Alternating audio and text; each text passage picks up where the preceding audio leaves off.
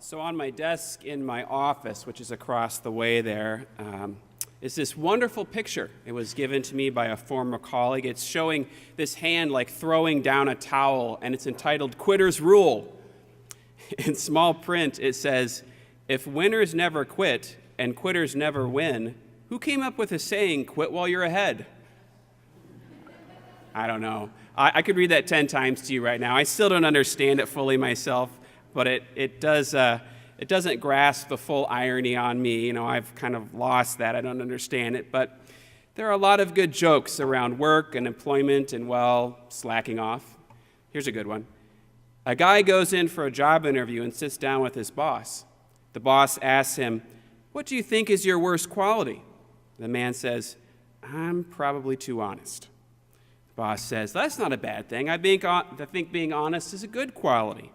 The man replies, "I don't care about what you think." Or there's this saying, "I am so great at multitasking, I can waste time, be unproductive, and procrastinate all at once." Or my favorite, "Hard work never killed anyone, but why take the chance?" You know this kind of humor, right? If you've ever watched the movie Office Space, there's a whole culture around taking it easy, taking the easy road, slacking off, enjoying doing only what is minimally required. But the opposite culture exists as well. A whole ethos of working yourself to the bone, claiming to be utterly self-reliant, measuring your life in terms of your productivity. You can hear this subculture in phrases like, "Pick yourself up by your bootstraps," "Keep your nose to the grindstone," or hashtag blood, sweat, and tears. On the one is extreme laziness and the self-aggrandizing coming at the cost of taking pride and honor in a good day's work, the satisfaction of a job well done, no matter what that job might be. But it also belies a deep distrust, even pointlessness, in investing your time in your job only so that someone or something else might reap the benefits. And on the other hand, you have this unhealthy elevation of individuality, perhaps becoming a false idol, pinned upon the disparaging notion that people get what they work for, or that we have a level playing field for those of us who are working, and that equal financial compensation exists in our society. Even this past week, we can see the farce that there is a level playing field and that it exists, as the false veil of social inequality was once again removed and revealing an embarrassing college admissions cheating scandal.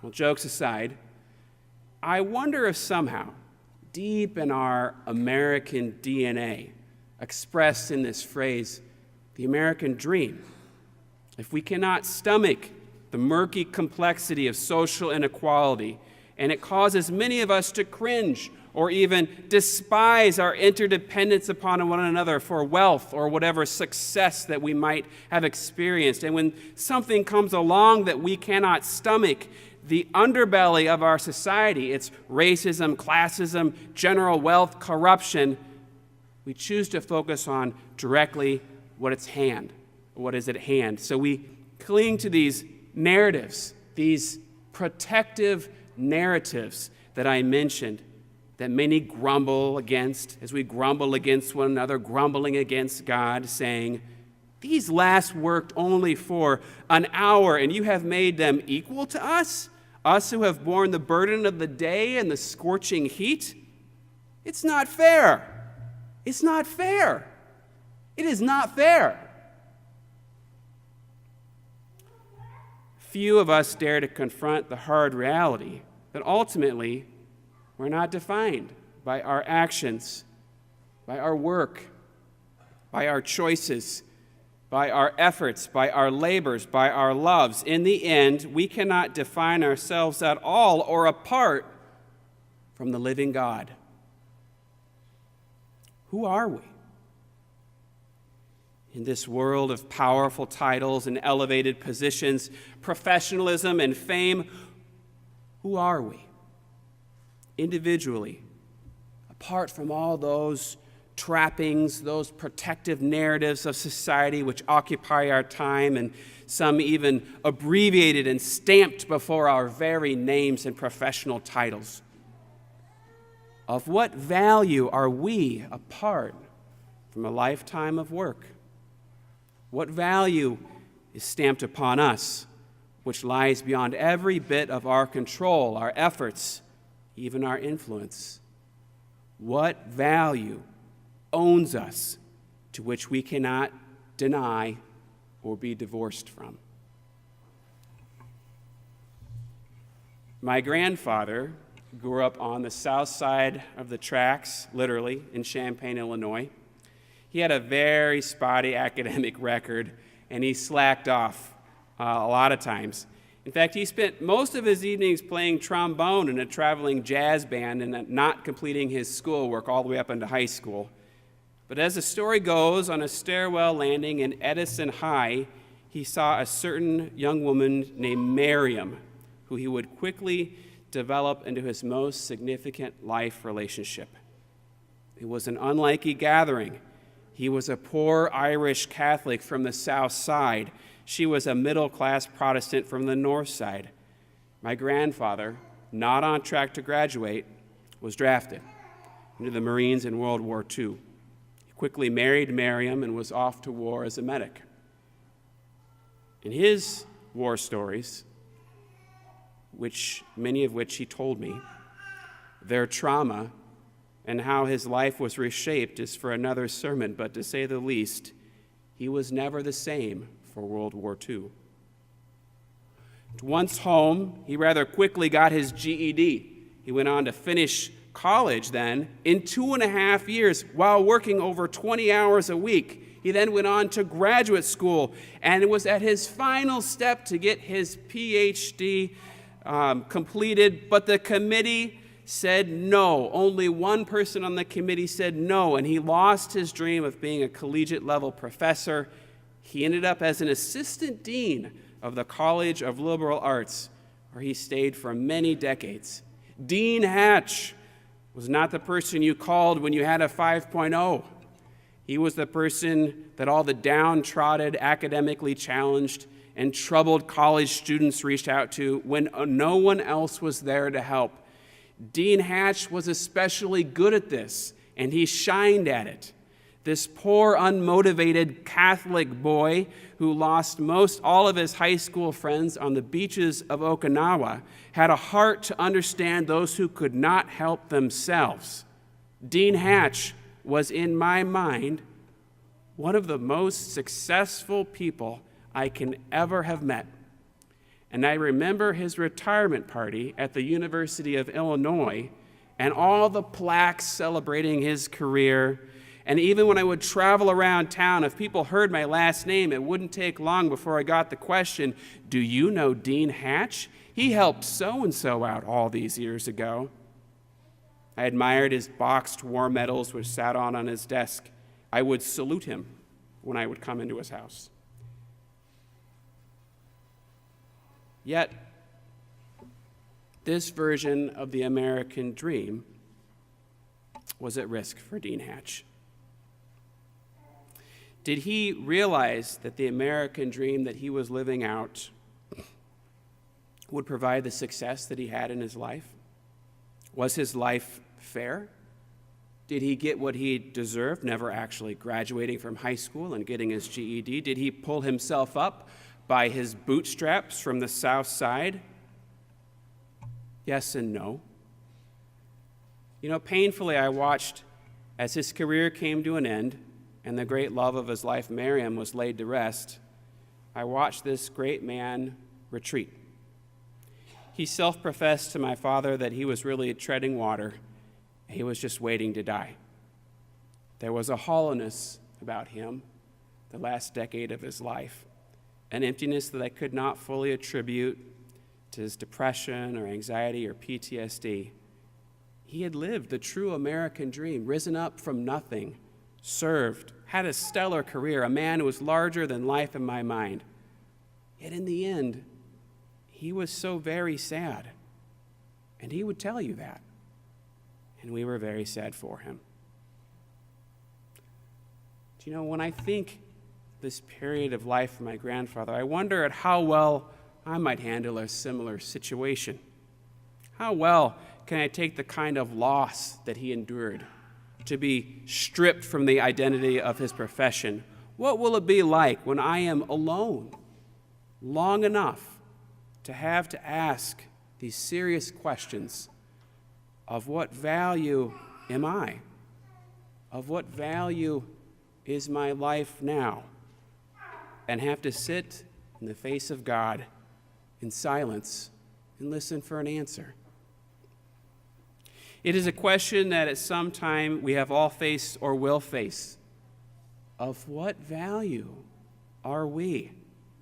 Of what importance and worth are we?